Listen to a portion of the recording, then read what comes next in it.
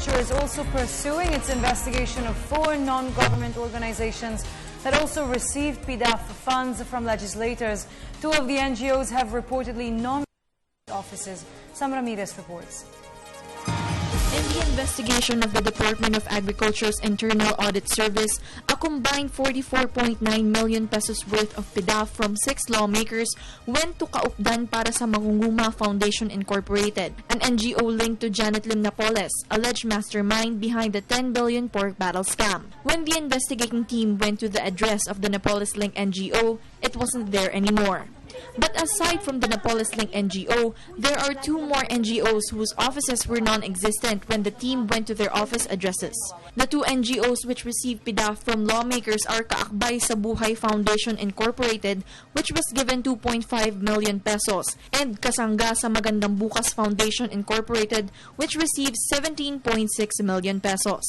But Agriculture Secretary Proceso Alcala emphasized that this does not automatically make the NGO bogus or fake. Na-observe po namin na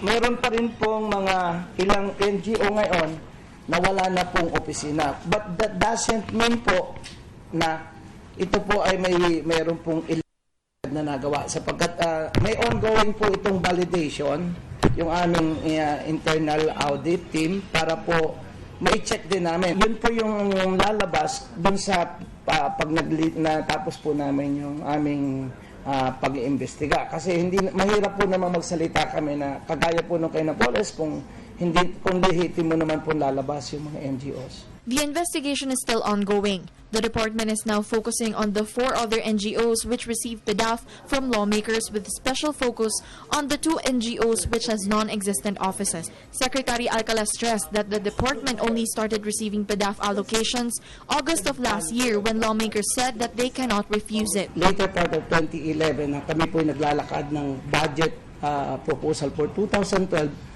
Nung kami po ay nasa Kongreso, may ilan pong mga kongresista na nagsabi po sa akin na hindi po pwedeng basta tanggihan ang pagpapadaan ng Priority Development Funds ng Department of Agriculture, kasi part po yung programa ng Department of Agriculture sa pwedeng pagdaanan ng priority funds ng mga mambabatas para matulungan NGOs, mga magsasakat ng isda. Pending PDAF releases were put on hold when President Aquino announced the abolition of PDAF.